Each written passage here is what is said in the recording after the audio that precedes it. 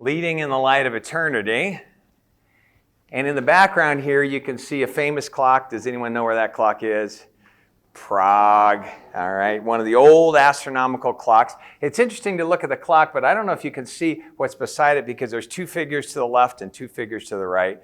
The two figures to the left symbolize vanity and greed, and the two figures to the right symbolize death and pleasure.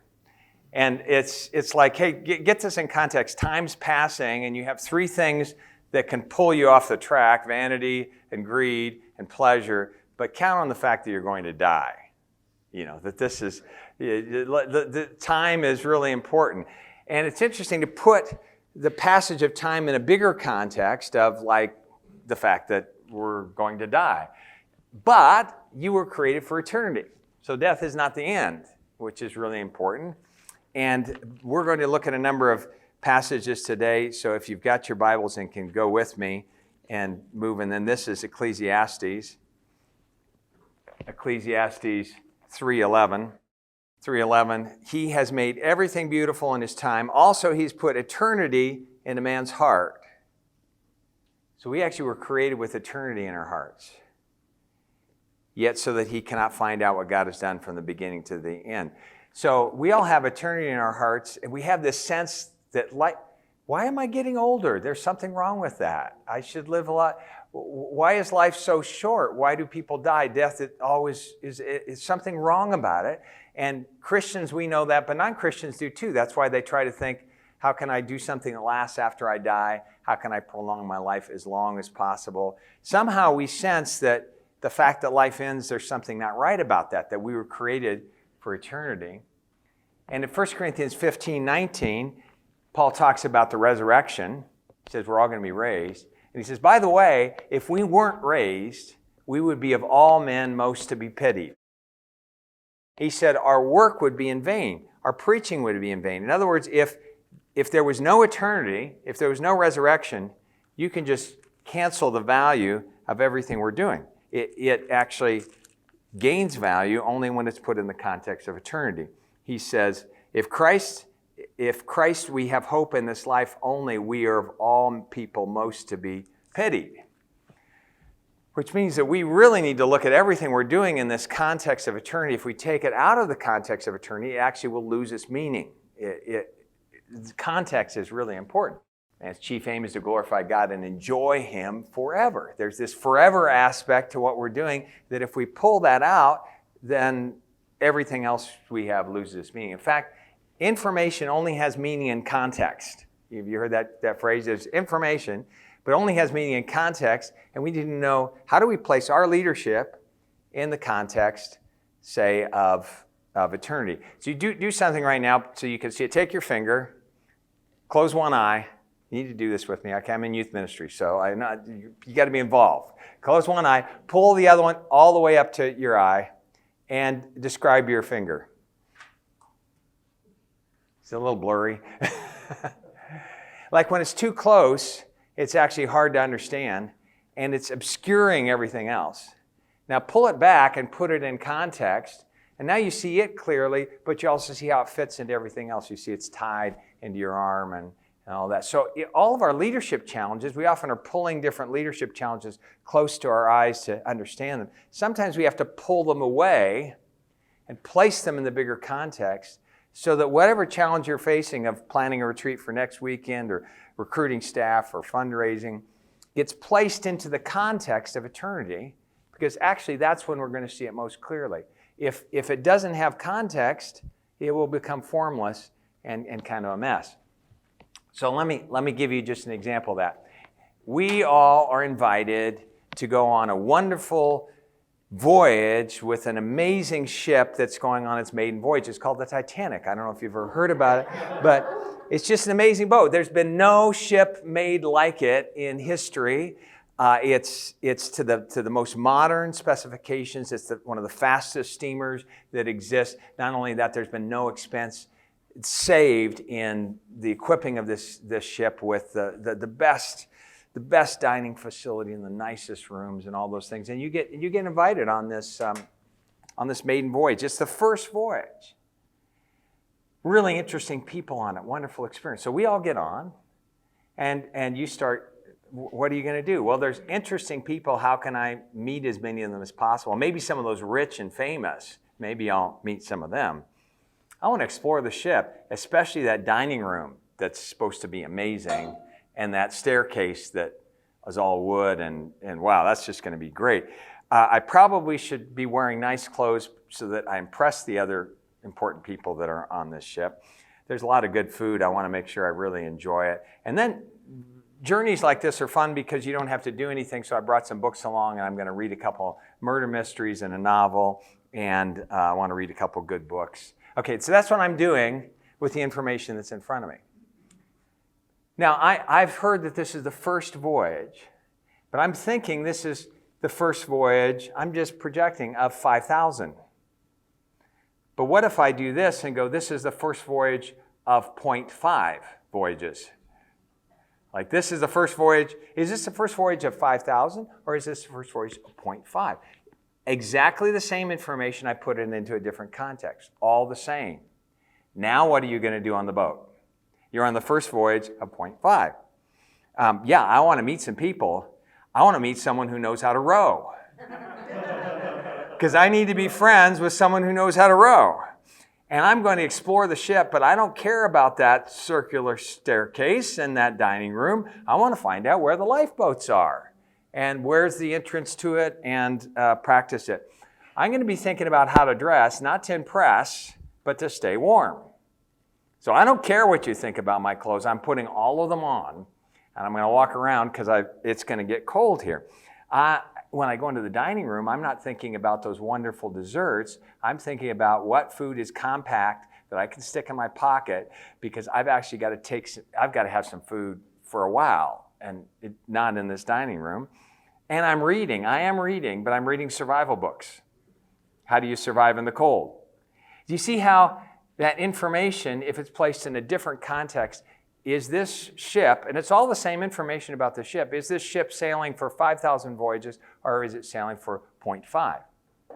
And so this changes how we approach all of life. Every single bit of information around us has meaning it has totally different meaning when I place it in a totally different context. Now, actually, that illustration is partially correct. We've got death coming at us, but actually death is not the end, right? So now let's put it in a bigger context. Oh, by the way, you're going to get in a lifeboat. It's going to be really cold. You're going to fall asleep, and then you're going to wake up and find you've been rescued. You've been rescued. And you'll end up on this island that no one knew exists. In fact, it's not an island, it's a continent. It's not that, it's just a whole world. And you'll find that the people who rescued you, they're royalty, and they've adopted you into their family. And then you find that on this special place that's much larger than you possibly could imagine, no one dies. And that's actually where you're going to end up after you fall asleep in the lifeboat. Okay, now back up the story, and you're on the Titanic, 0.5 of 1. Now it's really fascinating, because I've got to think about how to use my time between now and when the ship sinks, but I'm actually using it in light of the continuing story that begins afterwards. So I've got two things. I've got something that looks long that's actually really short, and something that looks short that's actually really long. And I've got to make my decisions in the light of both of those realities. So that changes everything. Just changes everything you do on the Titanic, everything. So I might not just be reading books on survival, but I might want to start learning the language, if I could find a book on the language of the people that I'm going to be going to. And I'm going to be thinking, is there anything that I could take that would work, that would still be good on that island, that I could take with me? Like, what could I take if the lifeboat actually will get rescued? I wonder what I'd want on that island from the ship. Some things I wouldn't, some things I wouldn't. You see how it just changes everything you do, everything you do. Have any of you, I'm sure you have. You've read the Narnia series? It's so amazing. Wow. You get into it. It's so rich and interesting and metaphorical and emotional. And when I was a kid, I read the books, and then I put off reading the last one, The Last Battle, as long as I could. Because if you've got a good series and you know that there's a last book, once you've read that last book, you're done with the series and there's nothing more to read. I just kind of ration them out. And so finally, okay, I've got to read the last battle because it's the last one, and then I'll be done with Narnia. So I started reading it, and it's a dark book. It's darker than what you expect. They land, there's this jolt on a train, and then they land back in Narnia, and they find it's just this horrible mess. It's disintegrating. It's falling apart. And there's this battle, and they enter into the battle, but before they entered in and things got better, and here they enter in and things just get worse. And the evil is bigger and darker, and the enemy is fiercer, and the situation is more complicated. And you just find the story's just getting worse and worse and worse. And you're following and going, wait, this isn't Narnia. This isn't the right story. Where's Aslan? How come Aslan's not going to show up? What's going on? And then it gets to the end. It gets so dark that it seems this evil force is taking over, and the rescuers, these children who are kings and queens, but are back there and aren't doing good at ruling, get thrown into this tent to be eaten by this evil creature. And the minute they go through the door, they're in a meadow with sunshine, and the birds are singing. And they look back, and it's actually a door. They look through the door, and there's this horrible, evil place that's falling apart, and they've been somehow catapulted. And Aslan, who they thought had left him, is standing right there with them. And then they walk around. You remember this? They walk around the doorway, and what's going on? This is crazy.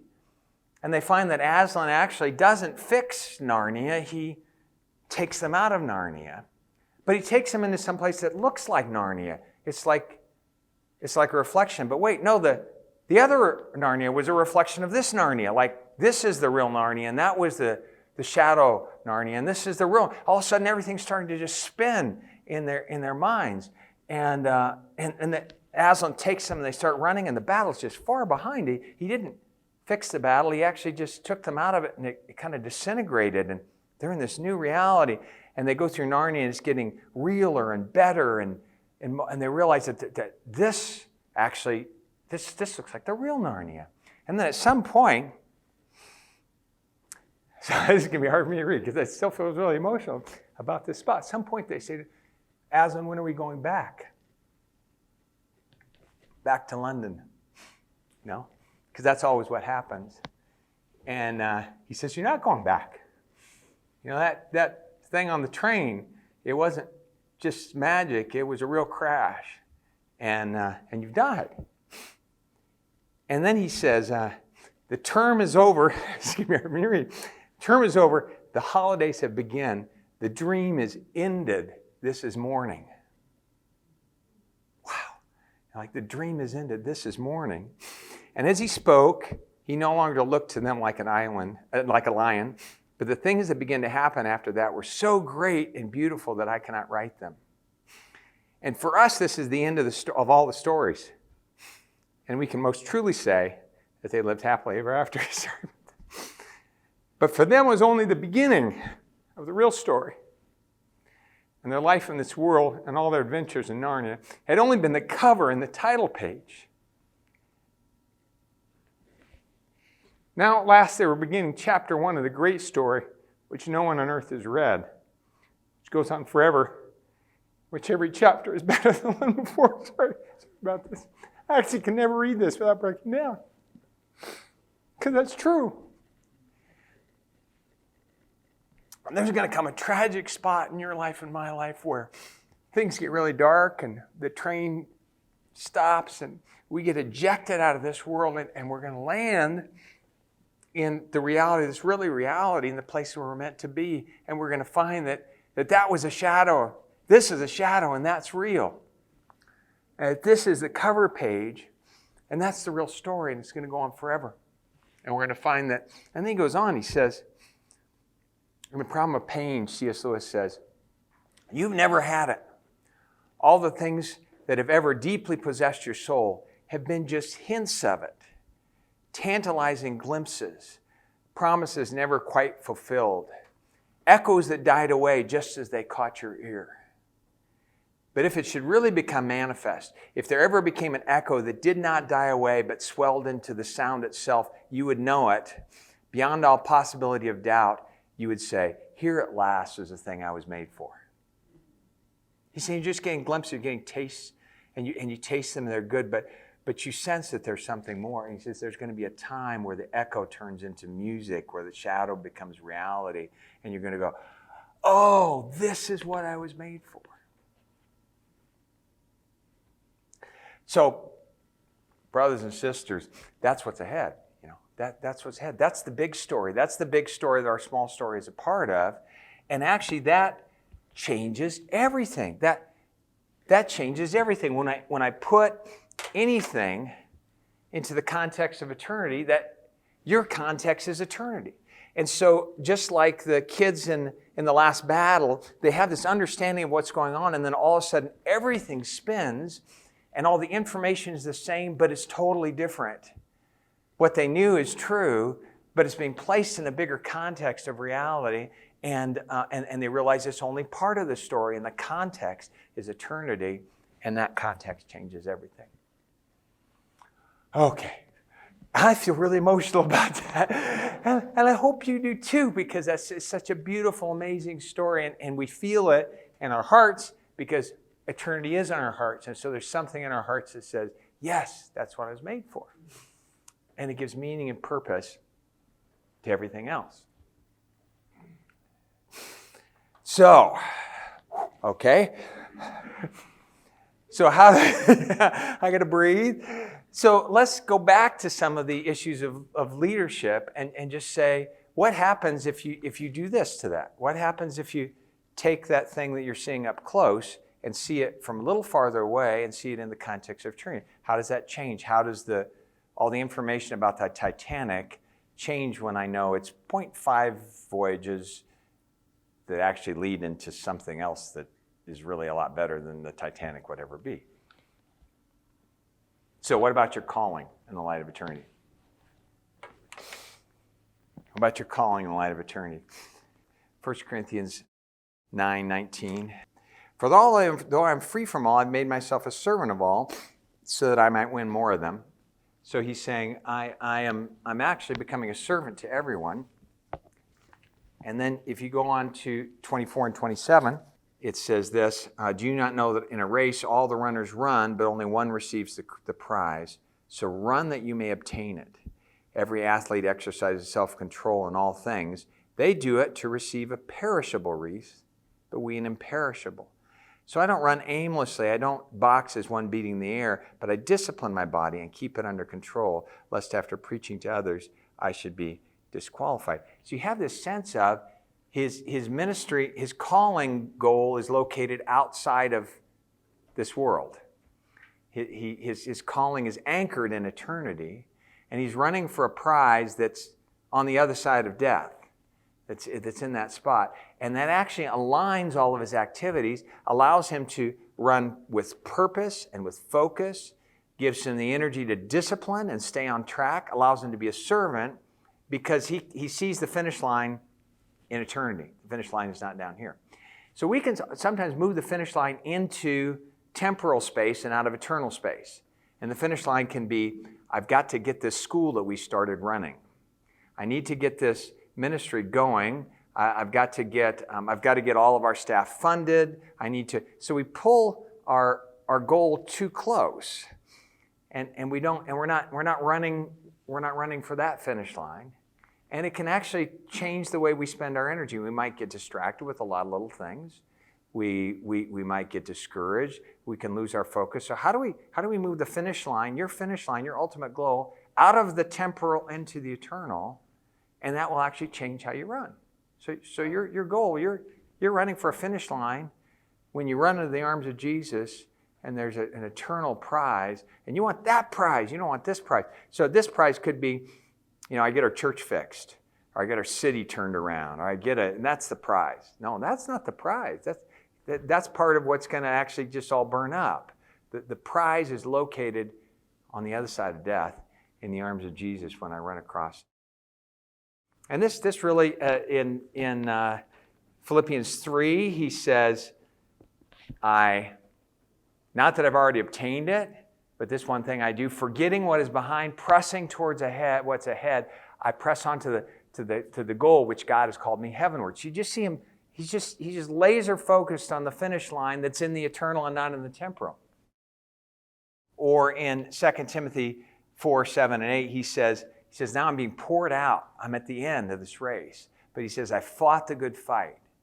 I've kept the faith. I've finished the race. And now there's in store for me a crown of life, which awaits all those who serve him. So he's just got that finish line located out there, and it changes his sense of calling. When I first moved to the Czech Republic, I taught English at a high school about an hour from here, a town called Havířov, and was just praying that God would allow me to share Christ with people in school. And one of those who I got to share Christ with, his name is Pavel, and he put his faith in Jesus. And then I began discipling him. He went off to university in Prague and got an economics degree, and then went on and got a master's in business. Was very good in school. And he got hired by GE in Prague, which for a young Czech guy, that's a big deal. You get part of a multinational company, and did well in GE. In fact, he was chosen to be part of a group of younger leaders that they flew all around the world to train them for future leadership in GE. So he'd get flown to the United States, and they'd spend a month in a company analyzing it, and he'd get flown to Dubai, and he just got flown up. So I'm sitting in the Czech Republic going, wow, you got a great job, Dubai, this place, staying in the best hotels, eating all this. It was all expense accounts, everything. And then a little bit later, he came back and started working for a Czech aeronautical company that was associated with GE. Oh yeah, what a successful career. And I remember one time we kept in touch. He came and visited me. We started talking. He says, I'm just really unsatisfied. And I said, why? He said, I'm not seeing the meaning in this. I'm not seeing the meaning in this. I said, well, Pavel, have you ever thought about joining our team? We could use your business experience. I did, And I said, but listen, you're going to have to raise your own support. There's not going to be expense accounts for expensive hotels and great food. The career path doesn't look, your parents and probably everyone who knows you is going to say, what in the world did you do leaving this unbelievable job? And I said, but I'm inviting you. And several months later, he came back and he says, I accept, which was just kind of blew me away. And I asked him, I said, Pavel, what? Look at what you're leaving. Look at what you're coming to. Why did you accept that? And he says, well, I wanted to trade the small story for the big story. He said, I want to trade the small life for the big life, the unimportant activity for that which is truly important. Now, you see how that's flipped?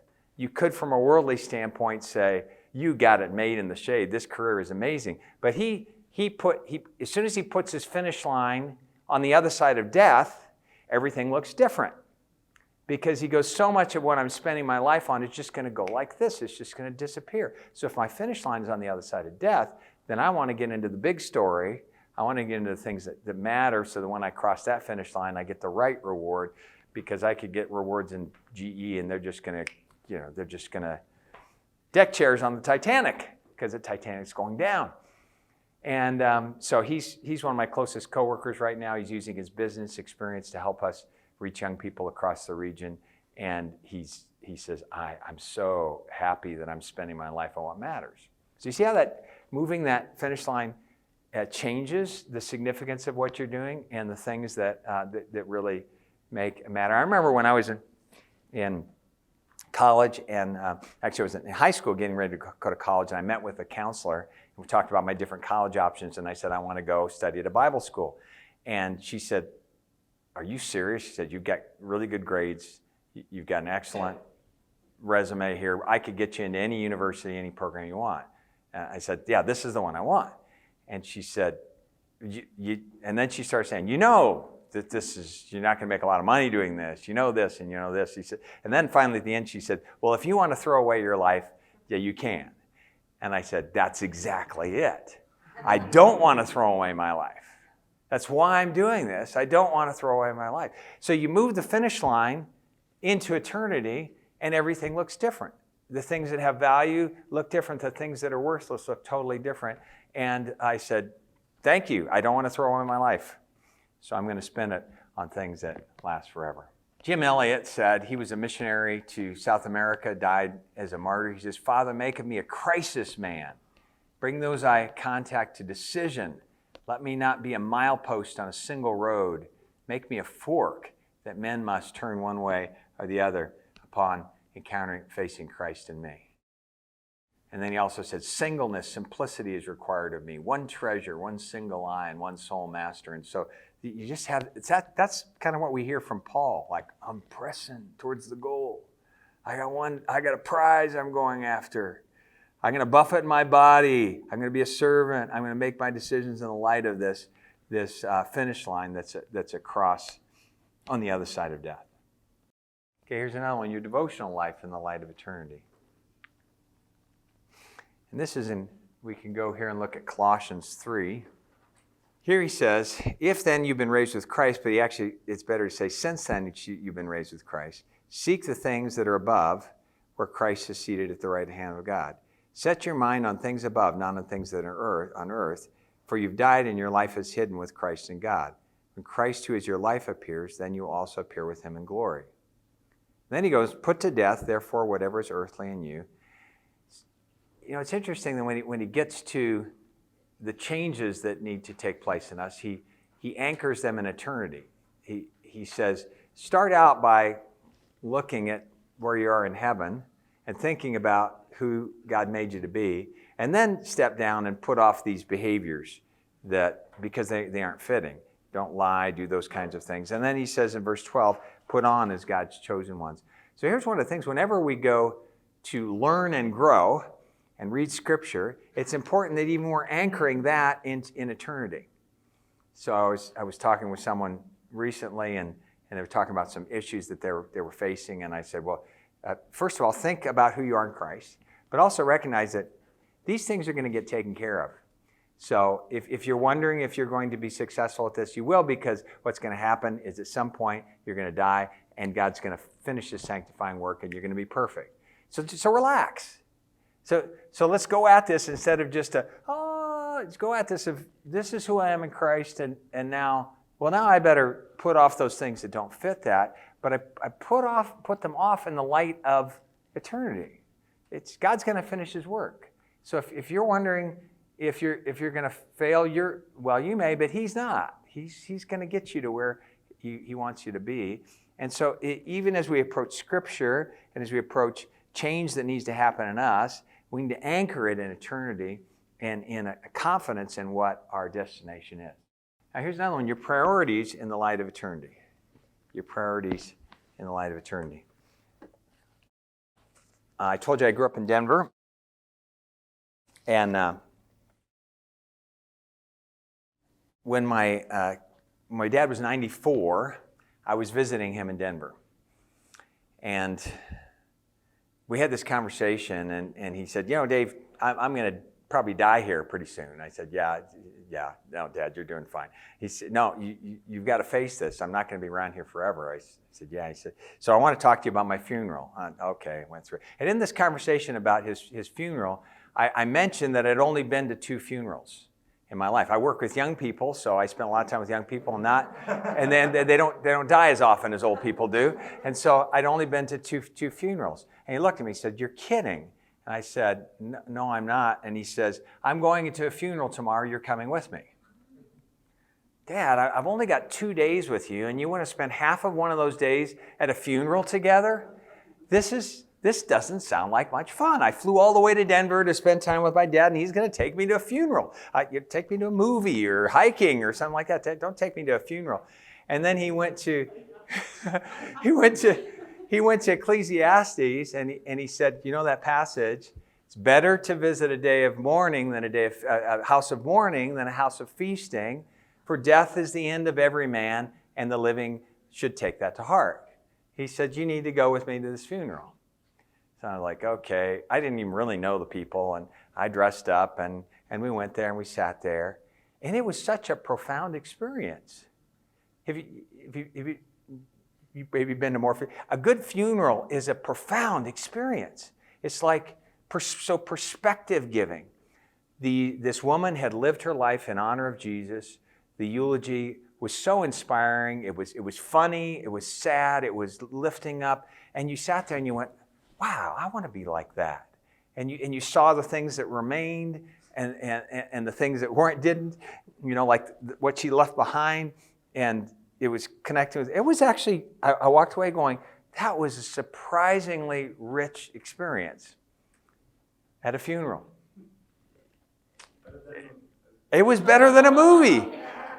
I did not want to go. It was better than a movie. So that was in about October.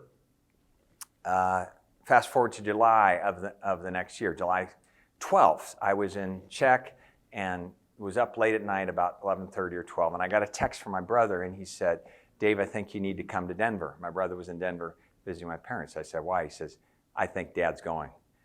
And I said, "How much time do I have?" And he says, "You need to go right now." So it was 11:30. I got online, bought a ticket for 7 the next morning from Krakow at 11:30, packed, drove through the night, got a COVID test at 4 a.m. at the Krakow airport because I couldn't travel without a COVID test, got on a plane, and I flew to Denver. So I got the news at 11:30, and by 2 the next afternoon, I was landing in Denver. So that's how quick. What? Denver time. So it'd been a long time of traveling. And the whole way, I'm just thinking about this. I don't know. Is this the last time I'm going to see my dad? And I thought back to a conversation we had about a month and a half before that, where I said, "Dad, what is it like? You're in this stretch, and we're all going to go through it. What's it like?" He says, "It's really strange." Someone asked him once, "Dick, how are you doing?" And he says, "I'm dying." And they said, "Wow, what's that like?" He says, "It's kind of strange. I've never done this before."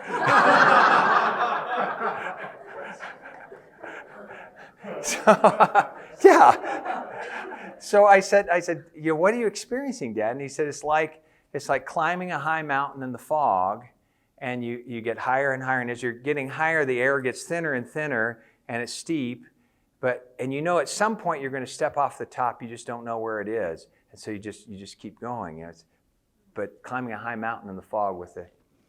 So I'm thinking about this. I land at 2. I get to my parents' house, and my dad is already not responsive. So he's laying in a chair in our living room, and his eyes are closed, and he's breathing like this.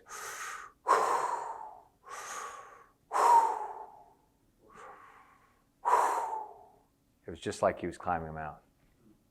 Yeah, just like it was in that last stretch.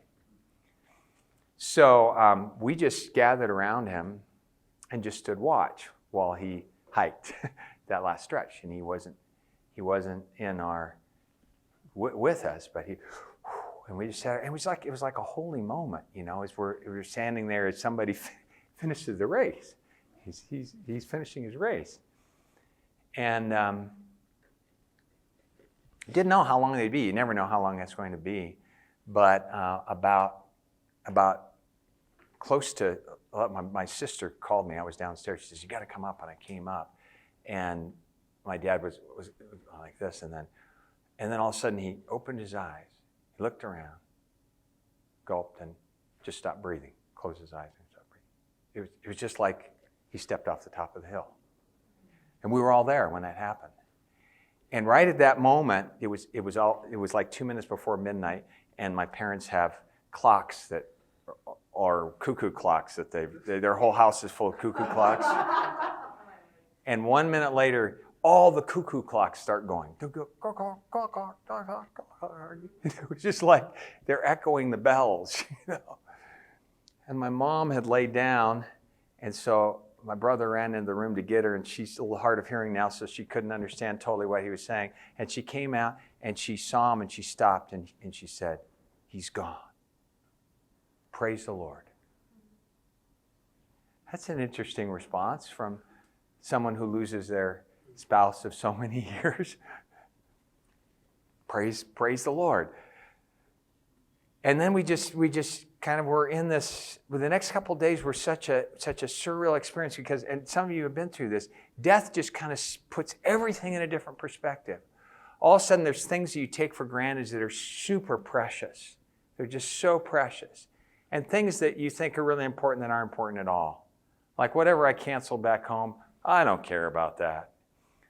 Dad's garden that he did, well, we're not going to plant it this year. It's gone. But then there's this legacy of things that last forever. And it's those moments all of a sudden we go, what do I care about? It's here's some things about like 1 Corinthians 7 talks about marriage, and it says, hey, you can marry or not marry, but in the end, we're headed to heaven anyways. Ephesians 5 talks about marriage and family. He puts it in the light of eternity, like we're getting ready for our marriage feast. In Hebrews 10:25, he says, encourage one another, all the more as you see the day approaching. In other words, so our marriage, our singleness, our relationships should all be done in the light of eternity. In Hebrews 11:13, he says, these people were pressing ahead with faith because they saw some things from afar. And so actually our view of eternity, and I didn't get this on but it changes the way we relate to our family, changes the way we relate to our community, changes the way we relate to our children, changes the way you relate to your church if you're seeing things in the light of and so picture that kind of moment and then say, in that moment when I look forward into eternity, what are my priorities? And then how can I live those priorities all the time? Not when I'm just at a funeral. Because those are actually true. Someone worked in an old folks' home in England for missionaries, and someone asked her, she said, are you ever there when they die? And she said, I wouldn't miss it. I wouldn't miss it. And they said, why? And she says, well, when a servant of God goes home, you always catch a glimpse of heaven as they go through the door. Yeah, catch a glimpse of heaven as they go through.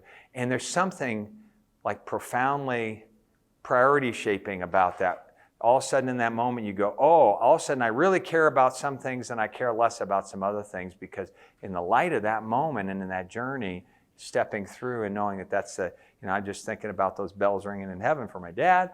I'm going to look forward to seeing him someday. And I'm thinking, in the light of that, how do I live? Because I'm headed towards that same top of the mountain, and I'm going to have to walk that stretch, and it's not going to be easy. I'm going to step into the arms of Jesus at some point. What's it going to be like for me? When I was in my 30s, someone challenged me with an exercise he called the tombstone exercise. And he said, think ahead and figure out what you want written on your tombstone. So you're gone, and this is how people remember you. And then work backwards and live towards that goal. That's, you're setting your goal way out there. So I did that. I did the tombstone exercise, and I wrote down that I would love to be known by three things. That he was a man who loved God. He was a man of God who loved God and loved people. That was what I wanted to know. He was a man of God who loved God and loved people. That would be cool. That would be written on my tombstone. And then I said, okay, how am I living? And I realized that I was living like, this is a busy guy who's trying to get as much done as possible and build something down here on this earth. And I realized the way I was living was I was living towards different priorities. I actually wasn't living towards, I want to be a man of God who loves God and loves people. I was living with a finish line that was much closer, and it really was a wonderful time to say, if I was living in the light of that, how would I change the way I'm approaching my everyday challenges here? The tombstone exercise. Your leadership identity in the light of eternity. Look at Philippians 1:21 through 26. This is Paul. He's in prison, and he says, I look forward and I see two options. One of them is, in verse 20, he says, it's my eager expectation and hope that I will not be ashamed, but will have full courage. As always, Christ will be exalted in my body. To me to live is Christ, to die is gain. If I live in the flesh, that means fruitful labor for me. Yet what shall I choose? I cannot tell. I'm hard pressed between the two. My desire is to depart and be with Christ, for that is far better. But to remain in the flesh is more necessary on your account. Convinced of this, I know I will remain and continue with you all for your progress in joining the faith, so that in me you may have ample cause to glory in Christ Jesus because of my coming to you again. Okay, he's in prison, and he looks ahead and he says, I see two options. One is that I can live and suffer, or I can die and go be with Jesus. Now, if you were looking at that going, I'm looking forward and I see two options, prison or death, you would probably say, are those the only two options? Like, neither of those are any good. I'm choosing between two bad things. I don't like the choices. And he looks ahead and he goes, I have two incredible options. I can live in prison, and this will be fruitful labor to you. Or I can die and be with Jesus. I can't decide. There's these two things. I wish, wow, this one's good and this one's good. I think I'll stay here. Isn't that crazy that he's looking ahead to two options that we would say, I don't like either of them. And he says, I can't decide between them because they're both so good. And it's in the light of eternity because he recognizes that this jail is more than just jail. It's fruitful labor on behalf of people. And he recognizes that death is not just death, it's entrance into the presence of God. And that changes the way he leads. He's leading in the light of eternity.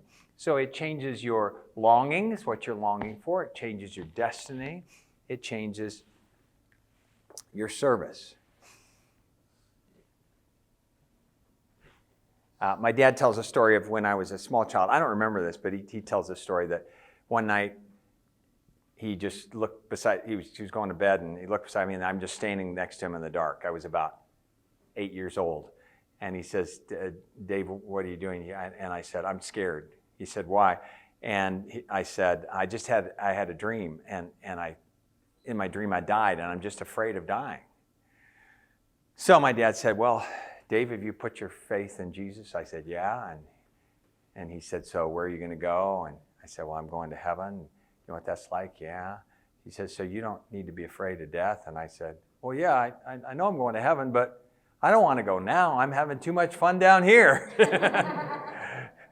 So he talked about that sometimes we think the only fun is down here, and then we get to heaven and it's clouds and harps and a lot of sitting around. It's not near as fun as this organization you're building, and this publishing company you're leading, and this church you're planning, or this degree you're getting. But actually, Paul says, oh, wow, that looks like a lot of fun. Can't wait to get there. It's going to be amazing. And so how do we have your leadership identity in the light of that? There was about 10 years ago, I got to a stretch where I really burned out in ministry, and I asked for a sabbatical. In the first 40 days, I was so tired. Have you ever been in that spot where I just couldn't think? And I couldn't do much. I wanted to read, but I'd start reading a leadership book and I'd get stressed. And I'd start reading a theology book and I'd get stressed, and I'd start reading. So I decided to read a book on heaven. And because I had to fill my time, I don't know if you've ever seen the book by Randy Alcorn on heaven. It's this thick, that thick on heaven. For me, heaven is just clouds and harps, and I'm going to go there. That's fine. So I started reading this thick book on heaven, and it was just amazing. For like a week, I just read about heaven. And for about 2 weeks, I just thought about heaven. And what was so amazing is after spending a lot of time thinking about heaven, I returned to my work, and I felt totally different about my work down here because I had a clear view of where I was headed. So this is your leadership identity. You can stay here and be some fruitful labor, or go on to Jesus, which is better by far. We profess to be strangers and pilgrims seeking after a country of our own, yet we settle down in the most unstranger-like fashion, exactly as if we were quite at home and meant to stay as long as we could. I don't wonder apostolic miracles have died. Apostolic living certainly has. Now again, this is not frantic living.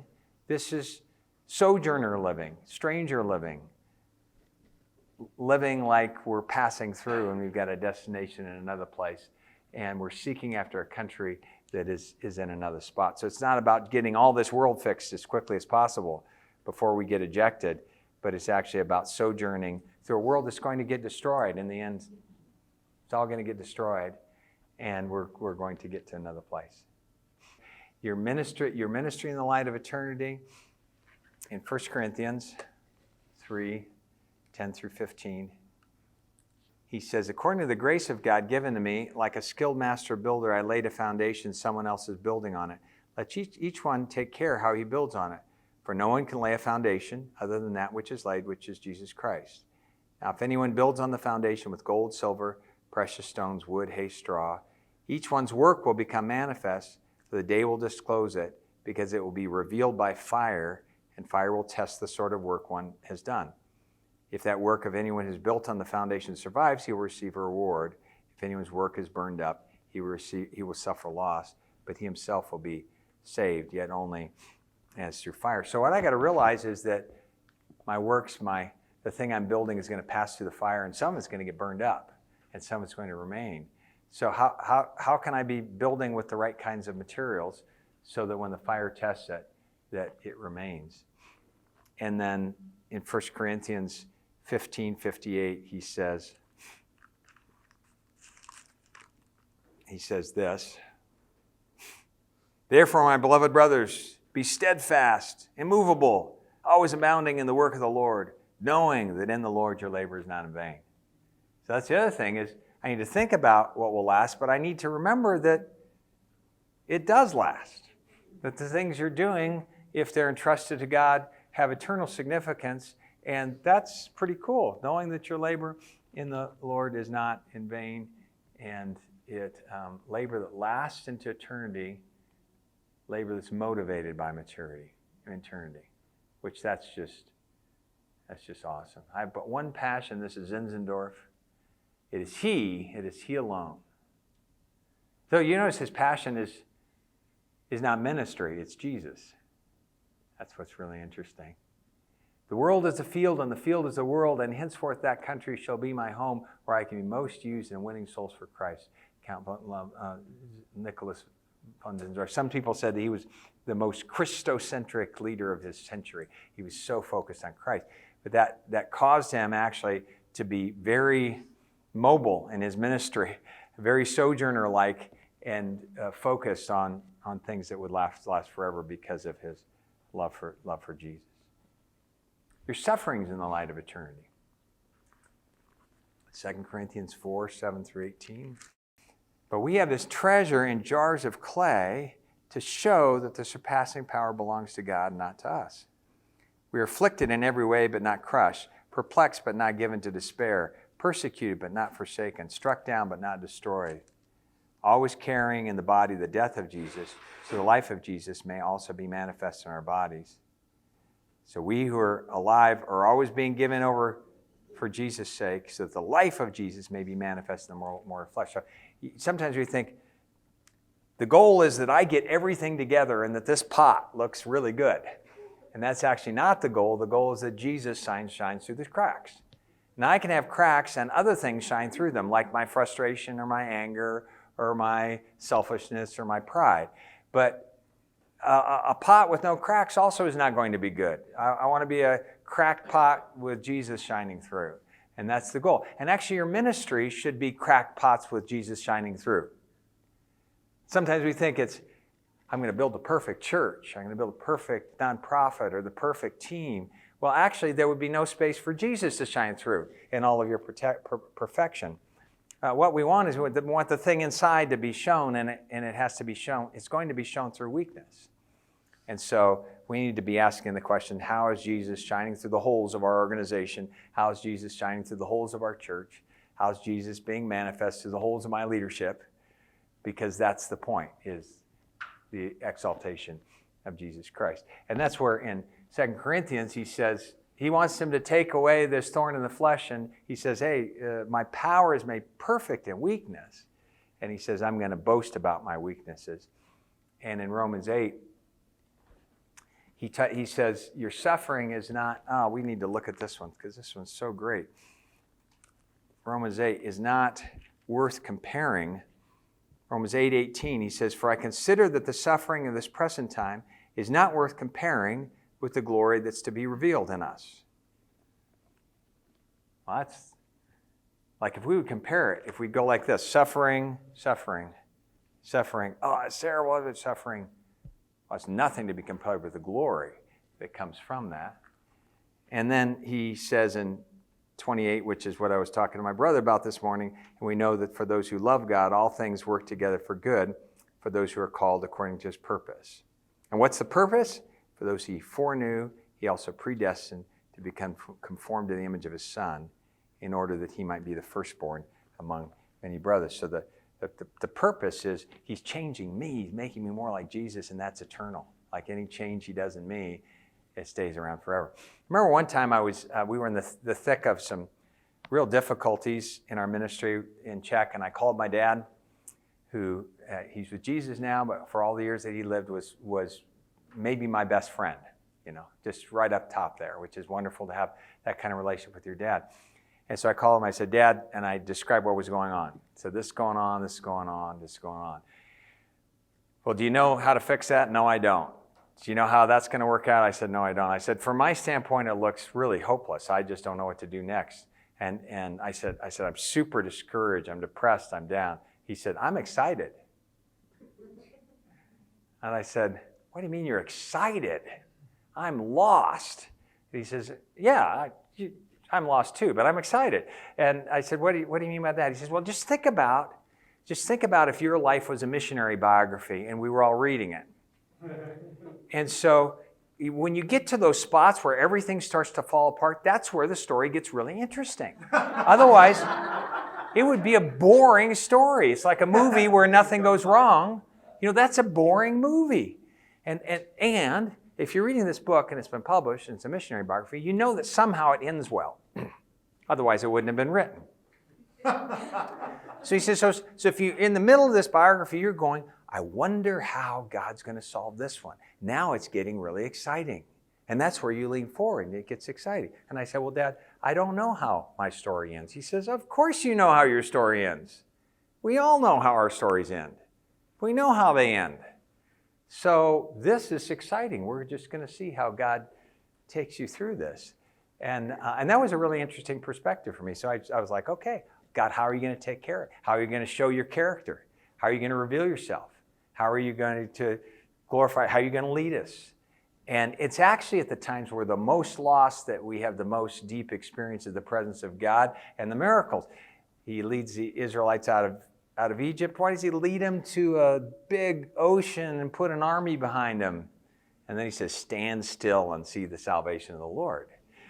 So if you know the bigger story, if you can kind of step back from the book and go, I know how it ends, and I know the kind of book that's being written, and those books are written in this kind of way, well, then we go, this is a really exciting stretch. I'm glad my life's not boring. And actually that's exactly what happened. God did some miracles. He showed himself to be true. And that stretch of the road that I was telling him about is now just a really wonderful story that I love to tell people because it is one of those wonderful journeys of faith where I experience the presence and the power of God.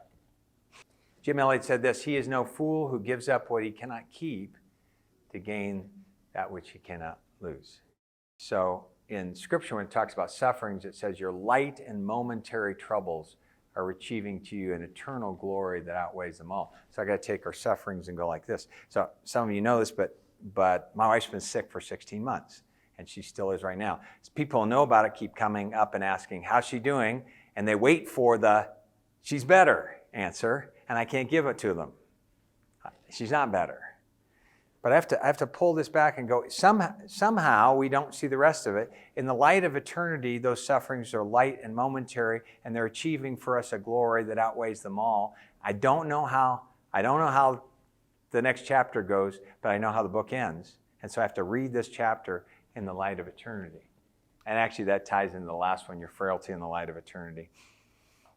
This is Hebrews 4 talks about entering into a rest. And he says we need to rest from our own work. Part of it is I have to realize that I'm frail because I'm not at my destination yet. And that reminds me that I'm not. And also that I need to, along the way, rest from my work because it really is his work and he's going to complete it. We have to enter into his rest, and that's part of our discipline of Sabbath and our discipline of stopping. So in some ways, stopping and not working is in the light of eternity, right? Because I know that God rests. I know that God is going to get his work done with or without me, and that allows me to also step back and enter into the rest with that view of eternity and accept my frailty and accept my limitations. Your hope of eternal rest, your need for present rest, and even your willingness to retire or be replaced needs to be done in the context of eternity. Okay, what would happen if whatever information that you're facing right now in your leadership, you just did this to it? You put it in context. Because information only has meaning in context, and you said, whatever this is, I need to place it in the context of eternity and then look again at that in that context. How would that change that? I think in lots of different ways, because eternity is the context that God has for us as his children.